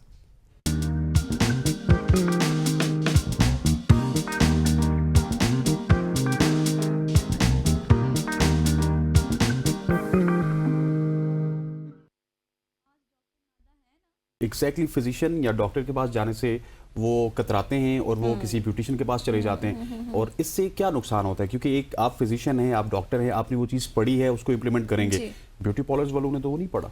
हाँ जी, एक्चुअली बाहर के मुल्कों ममालिक में जनरली कॉस्मेटोलॉजी के प्रॉपर कोर्सेज होते हैं। अब यहाँ पे ब्यूटिशियंस ने कितना वो किया हुआ आई डोंट नो, लेकिन बाहर के मुल्क में you can not open a salon unless you have that certificate और डिग्री। नुकसानात ये होते हैं जो मैं देख रही हूँ कि पार्लर से अक्सर आती हैं औरतें, फॉर एग्जांपल एक्ने के ऊपर विटामिन सी सीरम्स लगा रहे हैं, एग्जैक्टली एक्टिव एक्ने पे। जब एक्ने आपका खत्म हो जाए, निशान रह जाए, दैट्स ओके। एक्टिव एक्ने को एग्रीवेट करेगा विटामिन सी सीरम या vitamin C facials. So generally इनको नो हाउ नहीं होती इसकी। दूसरी एक दो सैलून से मैंने ये भी सुना है कि उनकी कुछ वर्कर्स हमारे पास आती हैं और उनको ये कहती हैं उनकी जो हेड्स हैं कि आप क्यों जा रहे हो उधर, मैं आपको ब्यूटी क्रीम्स दे देती हूँ। And I want to tell everybody, and बहुत ओपनली मैं सबको बता रही हूँ कि ये जो ब्यूटी क्रीम्स होती हैं दे हैव स्टीरॉइड्स, उनके अंदर मर्करी होती है जो एक जहर है, और फिर वो आपको एक टाइम आता है कि आपकी स्किन बहुत पतला कर देता है, फौरन आपकी स्किन एक अमेजिंग ग्लो आ जाता है, ठीक है, बट वो स्किन को पतला करता है, आप उसको छोड़ते हैं, आपकी स्किन के ऊपर कील महासे आने शुरू हो जाते हैं। These are steroids. So I will tell everybody please don't play with your skin, ठीक है। थोड़ी सी कंपैरेटिवली महंगी दवाइयाँ ले लें, महंगी क्रीम से ये नहीं है कि बहुत महंगी, लेकिन थोड़ा बजट अपना इस तरह से करें कि थोड़ा सा बेहतर मेडिसिन्स ले लें, बेहतर क्रीम्स ले लें और अपनी स्किन को लॉन्ग टर्म डैमेज से बचा लें, क्योंकि आपका वक्त ही तो ठीक हो जाएगा, लेकिन जब आप आगे जाएंगे तो उसके बाद फिर जो आपके अगर आपने स्किन को ठीक करना है उसके बाद जो आप को के पॉकेट पे बोझ पड़ेगा वो एंडलेस है। लेकिन आप नहीं समझती डॉक्टर नादा कि इसमें एक अवेयरनेस का इशू भी है। अब लोग ये समझते हैं कि शायद कम प्राइस है तो हम ब्यूटी भी आ जाएगी और पैसे भी कम देने पड़ेंगे। नहीं, but this is something where all of us and आप मीडिया के लोग कम इन, लोगों को अवेयरनेस देनी जरूरी है। मैं बहुत दफ़ा देखती हूँ इंस्टाग्राम पे बहुत गलत सिरम्स और बहुत गलत ब्यूटी क्रीम्स को प्रमोट किया जाता है। हमारी आवाम इनोसेंट है, मोस्टली जो टीनेज लड़कियाँ हैं, they just want to look beautiful. Generally teenage अभी तो खैर सबका ही एक ये हो गया कि हम अच्छे दिखें, which is a very good thing, लेकिन टीनेजर्स में ये ज़रा सा ज़्यादा होता है कि हम अच्छे दिखें। That is when you're growing older and you want to look good। उसमें ये होता है कि और वो वाली एज होती है जब आपको बहुत ज़्यादा समझ भी नहीं होती चीज़ों की, तो उसमें मैं यही कहूँगी कि ऑथेंटिक वेबसाइट्स, ऑथेंटिक डॉक्टर्स से रिकमेंड करके वो क्रीम्स लगाएं, बिकॉज एक छोटी एज में आपकी जब स्किन डैमेज हो जाएगी तो वो सारी उम्र आप उसको लेके चलेंगे, ऐसे ही। you know? अच्छा डॉक्टर नादा, तो आप क्या समझती हैं कि एक जो प्रोडक्ट है, जैसे अभी आपने इंस्टाग्राम के हवाले से बात की, बहुत सोशल मीडिया प्लेटफॉर्म से हम देख रहे हैं कि आई रोज क्रीम्स आ रही हैं, सीरम्स आ रहे हैं, तो क्या आप ये भी मैसेज देंगी टीनेजर्स को कि एक प्रोडक्ट में आपको फ़र्क का पता होना चाहिए कि आप जो प्रोडक्ट लगा रहे हैं उसके क्या इफेक्ट हो सकते हैं और कितना किस हद तक आपको ये ठीक कर सकती है? सबसे पहले तो ये जैसे आप सिरम्स को ले लें, अब बहुत सारे लोग मेरे पास आते हैं, सिरम्स इतनी ज़्यादा लगा लेते हैं कि उनकी स्किन जल जाती है या वो रिएक्ट कर जाती है। तो सिरम्स एक कॉन्सेंट्रेटेड अमाउंट होते हैं, जो भी उसके अंदर इंग्रेडिएंट होता है उसका 5 to 6 drops is more than enough for the whole face. ज़्यादा लगाने से आप बेहतर नहीं हो जाएंगे। नंबर 2, डिफरेंट स्किन टाइप्स के लिए डिफरेंट सिरम्स होते हैं। फॉर एग्जांपल, अगर लाइक आई सेड कि एक्ने स्किन पे, अगर एक्टिव एक्ने पे आप विटामिन सी लगाना शुरू कर दें तो वो और एग्रेवेट होगा, इरिटेट होगा। इसी तरह अगर पोर्स हैं उसके अंदर नाइसिनामाइड सिरम हम यूज़ करते हैं। इफ़ यू एंटी एजिंग में जाना चाहते हैं तो रेटिनॉल्स आर द बेस्ट। तो यस, हर स्किन के ऊपर हर सिरम सूट नहीं करेगा। So you need to know कि आप जो यूज़ करें क्या वो आपकी स्किन के लिए ठीक है भी कि नहीं। सबसे पहले तो आप ये देखें कि आपका स्किन टेक्सचर क्या है। Do you have combination skin, do you have oily skin, do you have acne prone skin, do you have dry skin, और फिर उसके मुताबिक फिर आपने सिरम्स यूज़ करना है। ठीक। अच्छा, डॉक्टर नादर से हमारी गुफ्तगू का सिलसिला जारी है। अगर आप कॉल करते हैं तो कॉल भी कर सकते हैं, अपने सवालात पूछ सकते हैं। 051-890-1008 एक हमारा ये नंबर है। इसके अलावा दूसरा नंबर है 051-2624-946। ये दोनों नंबर्स हैं, इन पे कॉल कर सकते हैं, अपनी खूबसूरती के हवाले से पूछ सकते हैं, कोई आपकी स्किन में प्रॉब्लम आ रहे हैं उस हवाले से पूछ सकते हैं। अच्छा डॉक्टर दादा, आपने सिरम्स की बात की।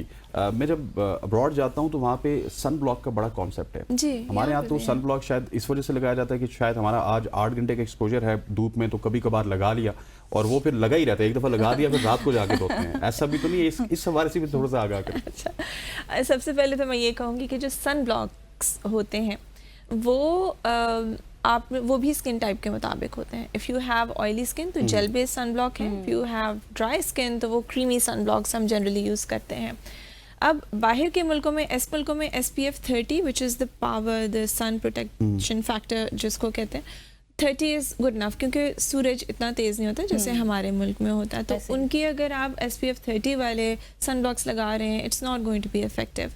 प्लस एक दफ़ा जब आप सन ब्लॉक लगा लेते हैं तो 2 to 3 आवर्स के बाद उसकी जो इफ़ादियत है, जो फ़ायदा है, वो थोड़ा कम होना शुरू हो जाता है। So you need to, if अगर आप डायरेक्ट धूप में हैं, ऐसी जगह पे खुले एरिया में है, तो आपको उसको दोबारा से रिफ़्रेश करना पड़ता है सन ब्लॉक को। देयर आर 2 थिंग्स, एक सन स्क्रीन होती है, एक सन ब्लॉक होता है। इसमें क्या फर्क होता है? सन स्क्रीन इज समथिंग जो केमिकली आपकी स्किन के साथ मिंगल होके और it just sort of sets into your skin. Sunblock वो जो आपको वाइट कास्ट वाले नजर आते हैं वो फिजिकल बैरियर होते हैं, वो केमिकली आपकी स्किन के साथ इंटरेक्ट नहीं करता। लेकिन इसमें जो एक्ने प्रोन स्किन जिनकी होती है, they have to be very careful, because वो बी इट सनस्क्रीन और सन ब्लॉक, वो एक लेयर सा बन जाता है आपके फेस पे। वो ऑलरेडी आपके पोर्स जो हैं द क्लॉग्ड अप, तो उसमें थोड़ी सी ब्रीदेबिलिटी उनकी कम हो जाती है।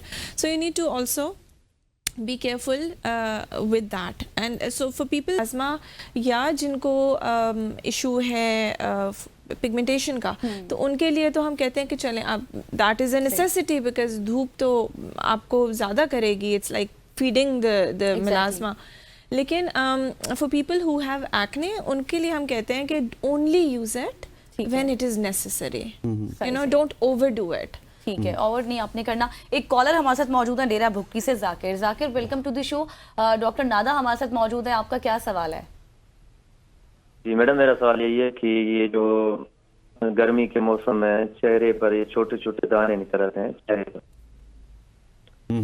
ठीक, तो इसका कोई मसला हल होगा यानी कि इसका कोई, डॉक्टर साहब से मेरा यही सवाल है कि ये क्यों आते हैं और गर्मी की वजह से आते हैं, कोई स्क्रीन पर ऐसे छोटे छोटे दाग आते हैं। ठीक हो गया जाकिर साहब, थैंक यू सो मच। वैसे डेरा भुक्टी में गर्मी भी बहुत ज्यादा होती है, तो इस वजह से भी। अच्छा देखें, देयर आर नंबर ऑफ दाने होते हैं। एक होता है जो पित्त जिसको कहते हैं, एक वो दाने होते हैं, एक एलर्जिक दाने होते हैं, इरिटेंट कॉन्टैक्ट डर्मेटाइटिस की वजह से होते हैं, एक एक्ने होता है, ठीक है, जिसमें आपकी ऑयली स्किन है, आपके पोर्स क्लॉग हो एंड यू गेट एक्ने। अब ये दाने इनके पस्टुलर हैं, पीप वाले दाने हैं, खारिश वाले दाने हैं, किस तरह के दाने हैं। So will take it one by one. अगर ये धूप की वजह से या इरिटेशन की वजह से, वो बहुत दफ़ा अगर धूप और हीट की वजह से you have something called solar urticaria भी होता है। सो अगर ये उसकी बात करें तो उसमें sun protection, sunblock and then there certain creams जो आप लगाते हैं ऑन द फेस। अगर ये एक्ने की बात करें तो उसकी एंटीबायोटिक्स हैं, because it's a medical issue, और कुछ टॉपिकल क्रीम्स हैं देते हैं along with some face washes. अगर ये इरिटेंट कॉन्टैक्ट डर्मेटाइटिस है या अगर ये वो जो पित्त होती है उसकी बात कर रहे हैं तो उसका ट्रीटमेंट अलग है। तो बेस्ट ये होता है कि एक तो प्रॉपर हिस्ट्री ली जाए पेशेंट से, और फिर उनको देख के पता चलता है कि एक दाना अगर स्किन पे होता है ना तो वो 1000 तरह की चीज़ें उसमें हो सकती हैं। So unless we see it we will not be able to exactly tell you. तो उसमें ये होता है कि अगर आप फेस टू फेस आके देख लें तो बिल्कुल हर चीज़, हर तरह के दाने की ट्रीटमेंट्स अवेलेबल हैं। अच्छा डॉक्टर नादा, अब दानों की बात हो रही थी, हमने देखा कि उमूमन जब भी गर्मियाँ आती हैं, गर्मियों की बात हुई तो हमने देखा कि बच्चियों में जो टीनेजर्स होती हैं उनकी फेस पर छोटे छोटे दाने आते हैं। मतलब जैसे गर्मियों के हम उनको कहते हैं, यूजुअली जो आम लोगों घरों में इस्तेमाल होती है लैंग्वेज, उसमें यही कहा जाता है कि गर्मियों के दाने हैं। तो उसके लिए ये बड़े कहते हैं कि आप ठंडा पानी का इस्तेमाल करें तो उससे खत्म हो जाएंगे। तो क्या वाकई ही ये इस तरह है? नहीं, गर्मियों के बड़े ये हैं बेसिकली, डिग्री इनके पास है। नहीं, बड़े कहते हैं, मैंने अभी यही देखा है जैसे जैसे वी ग्रोन ओल्डर कि जो बड़े बूढ़े बुजुर्ग लोग कहते हैं उसके पीछे बहुत बड़ी साइंस होती है। पहले हम नहीं समझते इस चीज़ को, लेकिन उनकी जो विजन है वो उस तक हमें पहुंचने में ज़रा टाइम लगता है। देखें, लाइक आई सेड पहले भी, कुछ लोगों की स्किन नेचुरली ऑयली होती है और जब आप गर्मी होती है तो वो ऑयल ओवर प्रोडक्शन, स्वेटिंग की भी होती है। बहुत दूर से मौजूद है, मैं उनको वेट नहीं करवाना चाहता। तल्लास से हमारे साथ मौजूद है जी कॉलर। जी पूछिएगा डॉक्टर साहब से क्या सवाल पूछना चाह रहे हैं मोहम्मद अमीर साहब? वालेकुम सलाम जी, सवाल पूछिएगा। सवाल ये है, हमारे चेहरे में पुराने कोई दाग है, वो नहीं जा रहे हैं, इसके बारे में पूछना चाह रहा हूँ। किस तरह के दाग हैं? काले काले दाग होते हैं। काले काले दाग चेहरे पे काले काले दाग? जी जी जी। और किसी बीमारी के बाद हुए स्किन की या नॉर्मली ही बन गए हैं? नहीं, बीमारी की वजह से नहीं, वो शुरू से इस तरह है। ठीक, आपके पास भी कॉलर हैं? हाँ जी, एक कॉलर हैं, उनकी भी कॉल साथ लेते हैं ताकि फिर इकट्ठे ही आप जवाब दे दें। मरवत साहब हमारे साथ मौजूद हैं शेखुपुरा से। जी मरवत, क्या सवाल है आपका? मैडम से मेरा ये सवाल है कि मेरा चेहरा जो है ना ये चिकनाई वाला है। आप अपने आप को ना सुनिए, आप सवाल कीजिए। ये सवाल को कि साफ करने के लिए और चेहरा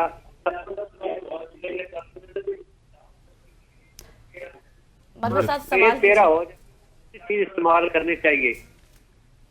अच्छा, जितने भी कॉलर्स हैं उनसे गुजारिश है कि टीवी का वॉल्यूम बंद करके आप हमें सवाल कीजिए और उसका जवाब लीजिए। उसके बाद में आपको प्रोग्राम के रिपीट में भी मिल सकता है, यूट्यूब पे भी मिल सकता है। जी डॉक्टर साहब। अच्छा, सबसे पहले दागों की बात है।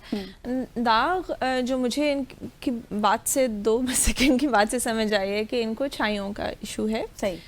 छाइयाँ जनरली हमारी जो स्किन टाइप होते हैं, जैसे फिट्जपैट्रिक स्केल जिसमें हम स्किन टाइप्स को असेस करते हैं, तो हमारी पाकिस्तानी स्किन टाइप 3 टाइप 4 में आती है। इसमें हमारी जो पिगमेंटेशन होती है ना स्किन की, नॉर्मल जो हमारे सेल्स स्किन में हमारा कलर बनाते हैं स्किन का, वो बहुत अच्छी क्वालिटी की होती है। उसका फ़ायदा यह है कि हमें स्किन कैंसर्स नहीं होते, लेकिन उसका एक ड्रॉबैक ये है कि it works over time, over react करती है। अब इसके बहुत सारे रीजंस, आपका सन एक्सपोजर ज़्यादा हो उससे बचें, आपका आयरन की डेफिशिएंसी हो, आपने अपनी न्यूट्रिशनल डेफिशिएंसीज को पूरा करना है। Diet is very important in your skin, सिर्फ लगाने से फ़र्क नहीं पड़ता।